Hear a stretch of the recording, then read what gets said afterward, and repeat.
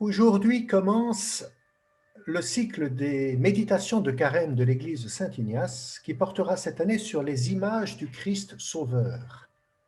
De semaine en semaine, nous voulons contempler le développement de l'art chrétien premier, les premières générations de l'art chrétien, et voir comment, en même temps que les premiers chrétiens peu à peu forgeaient les mots de leur mystère au fil des conciles, le concile de Nicée, le concile d'Éphèse, de Chalcédoine, etc., en même temps que peu à peu nous trouvions, chrétiens, les mots pour dire notre foi en Jésus-Christ, en même temps, les chrétiens, disons, artistes, ceux qui peignent des images, euh, euh, rendaient compte de ce déploiement du dogme.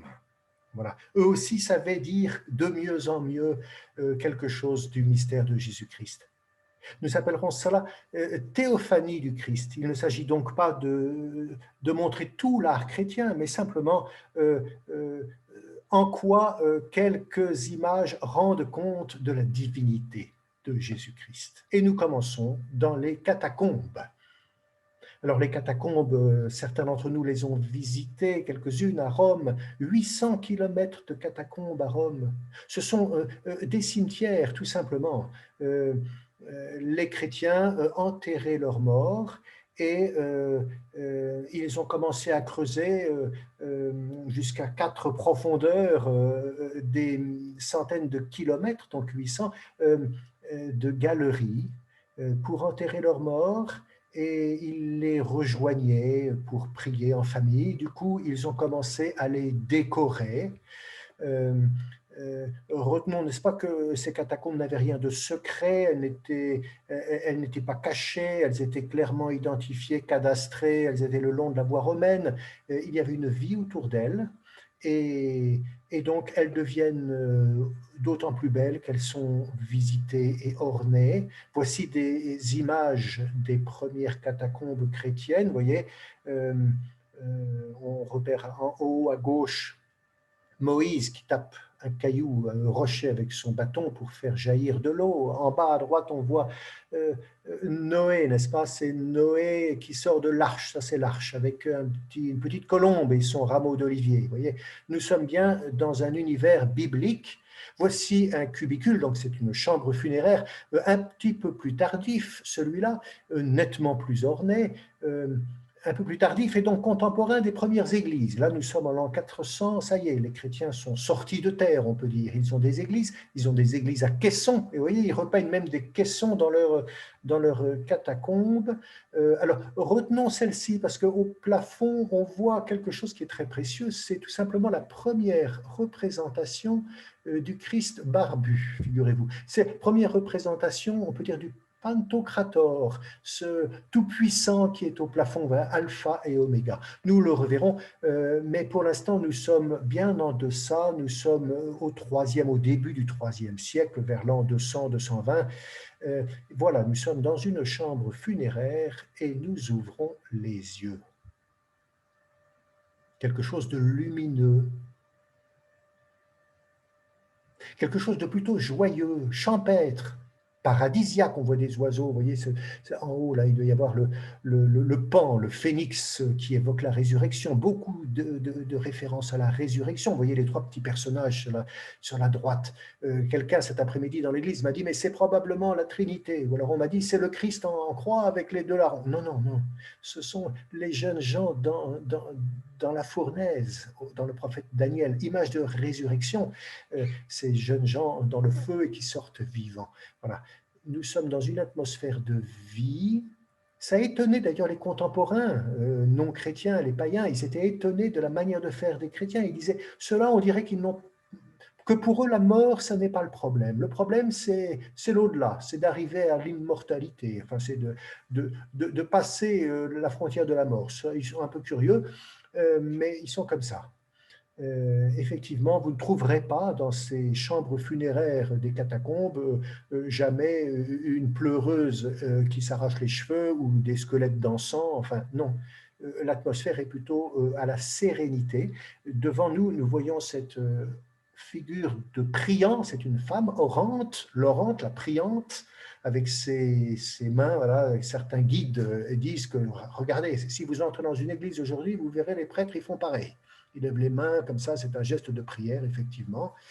C'est l'âme du défunt qui est en prière. Et puis alors, ce qui nous intéresse le plus, c'est au plafond, en haut, quelque chose qui semble être la figure d'un pasteur. Voilà, le pasteur qui est au sommet. Il faut lever la tête, nous sommes dans une autre chambre funéraire, il faut lever la tête pour voir au-dessus de soi, au sommet de la voûte, on pourrait dire, ce bon berger, ce pasteur, au centre, avec autour de lui deux cercles concentriques qui en somme le séparent du monde qui est le nôtre. Il y a nous qui sommes les terreux, les terriens, et puis il y a lui qui est au ciel. Voilà. Dans son ciel, c'est la figure de quoi? La figure du pasteur, la figure du salut en Jésus-Christ, ce que nous allons comprendre en le regardant davantage. Alors, en voici un autre du début du IIIe siècle, donc disons toujours vers 200 à peine. Regardons-le et laissons-nous étonner. Car de toute évidence, il ne ressemble pas beaucoup ni à Jésus, certainement. Vous voyez, il porte une toge romaine, ni à Jésus, ni au bon berger des paraboles de l'évangile de Luc. Non, c'est une figure romaine, c'est plutôt le bon berger des bucoliques de Virgile ou de Ovide. Enfin, et qu'est-ce qu'il a à la main? Il a une flûte de Pan. Ah, pour les chrétiens de l'époque et pour tous les Romains de l'époque, la figure est immédiatement claire, elle est très identifiable. C'est Orphée, figure mythologique, Orphée. Tiens, c'est curieux. Orphée, c'est celui qui, rappelez-vous, était allé aux enfers rechercher voilà, sa bien-aimée Eurydice. C'est le premier qui va rejoindre le monde des morts et en revenir vivant. Ah, seulement lui, il n'a pas su ramener Eurydice vivante. Voilà, il a ramené personne. Alors peut-être que le chrétien, lui, quand il a ça au-dessus de sa tête, il se dit, ah ben c'est, oui, Orphée, et puis un peu mieux, parce que Jésus, il va nous ramener tout, il va aller aux enfers et nous ramener tous vivants. Voici un autre pasteur, c'est celui qui était dans cette première chambre funéraire que nous avons vue, avec son plafond, son pan, ses enfants dans la fournaise, etc., très lumineuse. Voilà le bon berger que nous avons au-dessus de la tête. Très beau. Ça n'est plus Orphée. Il n'a plus une flûte de Pan. Il a des jambières, vous voyez, il a des jambières, c'est curieux, Jésus n'a pas de jambière, ni le bon berger chez Saint-Luc, sûrement, il n'a pas de jambière. Il a une harpe à la ceinture. Ah, c'est à nouveau une figure mythologique. C'est le dieu Hermès. Quelquefois, on le représente avec des ailes sur ses jambières. C'est celui qui circule, qui fait la relation entre le monde des divinités et le monde des humains.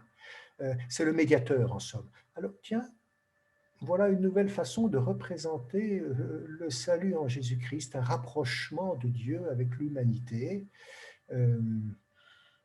Il faut s'étonner et s'interroger. Pourquoi cette manière de... Pourquoi ne pas nous avoir représenté le bon berger de l'Évangile, enfin, pourquoi s'approprier des images païennes dans les premières représentations chrétiennes? La question est très intéressante. C'est un fait que les chrétiens ont fait comme cela. Aujourd'hui, nous aurions un mot pour dire ce phénomène. On parlerait, les théologiens disent, inculturation. Il faut inculturer l'Évangile. C'est un mot qui est à la mode depuis, disons, le Concile Vatican II. Nous avons pris mieux conscience que la culture chrétienne, il ne s'agit pas de l'imposer à d'autres, de plaquer notre référentiel, nos convictions, et puis étouffer ce qui existait avant. Et puis, voilà. Non, nous allons plutôt rentrer dans la culture des autres, respecter ce qu'il y a de bon dans la culture des autres, évangéliser, essayer d'évangéliser cette culture des autres, qui est la nôtre, évangéliser notre culture au fond. Voilà. Et puis en même temps, parler avec les mots qui sont ceux de tout le monde, voilà, entrer dans l'univers qui est le nôtre pour l'évangéliser de l'intérieur. C'est cela l'inculturation. Eh bien, c'est ce que faisaient les premiers chrétiens. Et au fond, notre manière, notre sensibilité d'aujourd'hui est vive là-dessus, mais elle est confirmée par le premier art chrétien. D'ailleurs, c'est ce que faisaient les évangélistes eux-mêmes. Ils avaient écrit, non pas dans la langue de Jésus, mais dans la langue grecque qui était celle de tout le monde, la langue commune, pour que voilà, l'évangile soit accessible à tous. Reste le plus intéressant sur cette image. Regardons-la. Donc, son univers paradisiaque, c'est la vie qui domine. Et puis, le plus précieux, le plus intéressant, c'est quoi? C'est sans doute cette brebis sur les épaules. Autrement dit, c'est le salut personnel. En Jésus-Christ, je suis sauvé, moi, personnellement. Le Seigneur m'aime et me chérit, moi, personnellement. Il me porte sur ses épaules, il me serre contre lui. Toute la Bible remonte là. Voilà. Et ça, c'est très important et très précieux dans le monde romain. Parce que la religion d'État romaine, elle n'a pas beaucoup d'intérêt pour le salut personnel. Sa perspective, c'est le salut de l'Empire. Et puis on glorifie l'empereur parce qu'il remporte des victoires. Mais quant au salut personnel, on commence à en avoir l'intuition avec les religions dites à mystère qui se développent dans le monde romain. Et puis alors on sait que les Juifs, eh bien eux, depuis des siècles, ils ont cette idée très forte d'une relation personnelle avec Dieu. Et ce lien d'intimité avec Dieu, il va se renforcer dans le monde chrétien en Jésus-Christ. Voilà ce beau berger. En voici une autre illustration. Alors je l'ai choisie parce qu'elle est très lumineuse. Et puis alors, elle permet de regarder les personnages autour. Il y a donc les orants, une orante et un orant en bas, toujours dans leur position de prière. C'est la prière de l'âme du défunt, et c'est notre prière qui est tournée vers le Seigneur. Alors ce Dieu, ce Seigneur, ce salut inaccessible dans le ciel, en fait, nous y avons accès par notre prière. Et puis voilà les personnages autour. Alors nous identifions bien, il s'agit dans les trois cas, vous voyez à droite, à gauche et en bas, il s'agit de Jonas. On voit Jonas à droite qui sort de la baleine. En bas, Jonas sous le térébinthe, sous sa petite tente et un arbre sans doute quelque part. Et puis alors à gauche, il y a Jonas jeté du bateau. Alors cette peinture, vous voyez, elle est au plafond ici. Voilà la chambre funéraire dont c'est tiré. Voilà, la chambre funéraire avec le pasteur en haut, toujours, qui surplombe, notre salut, au fond, qui nous attend. Et puis alors, à gauche, vous voyez le bateau de Jonas. Le voilà. On le regarde parce que c'est joliment peint tout de même. Pourquoi cet intérêt des premiers chrétiens dans les catacombes pour la figure de Jonas, qu'on voit partout?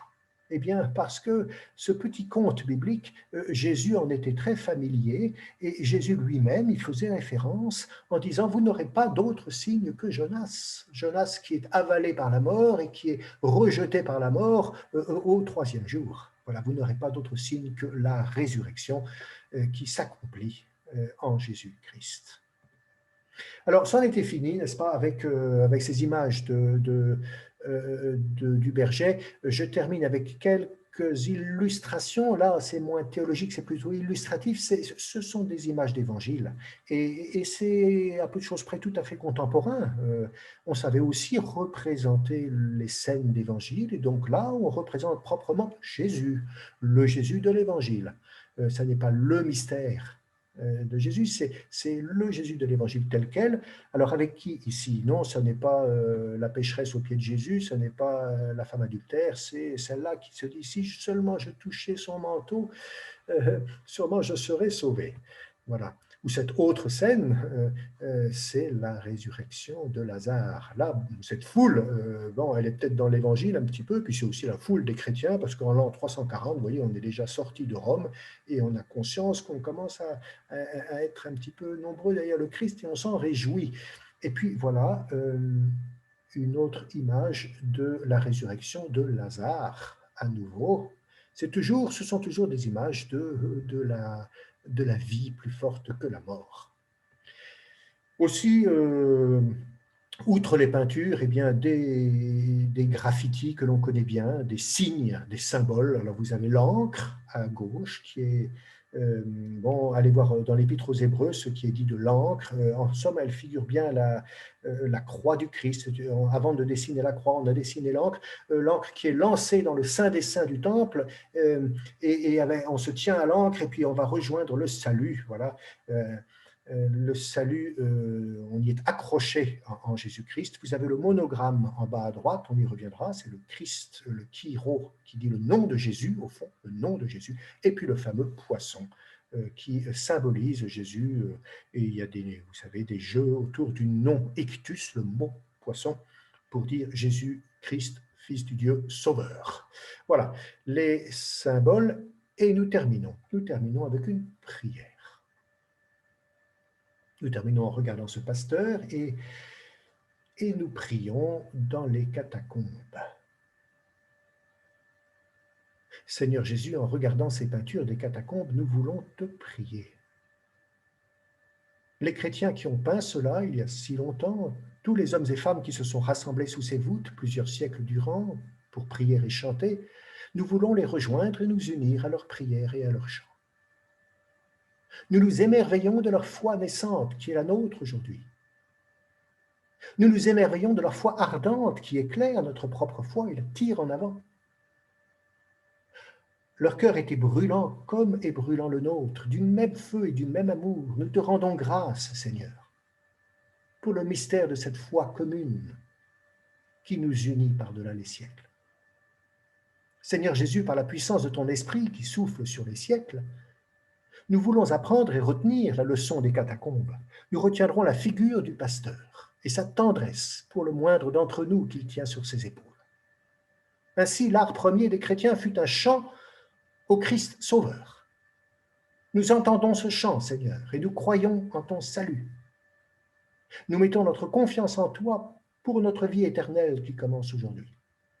Enfin, Seigneur Jésus, tout ému d'entrevoir que nos frères si lointains étaient familiers comme nous du même évangile, qu'ils avaient en tête les mêmes récits et les mêmes images, nous voulons redire avec eux notre prière dans les mêmes mots, en récitant avec toi, notre Père, qui es aux cieux, que ton nom soit sanctifié, que ton règne vienne, que ta volonté soit faite sur la terre comme au ciel. Donne-nous aujourd'hui notre pain de ce jour. Pardonne-nous nos offenses, comme nous pardonnons aussi à ceux qui nous ont offensés. Ne nous laisse pas entrer en tentation, mais délivre-nous du mal, car c'est à toi qu'appartiennent le règne, la puissance et la gloire pour les siècles des siècles. Amen. Ainsi s'achève cette première méditation. Nous étions dans les catacombes et la semaine prochaine, nous sortirons de terre. Au revoir.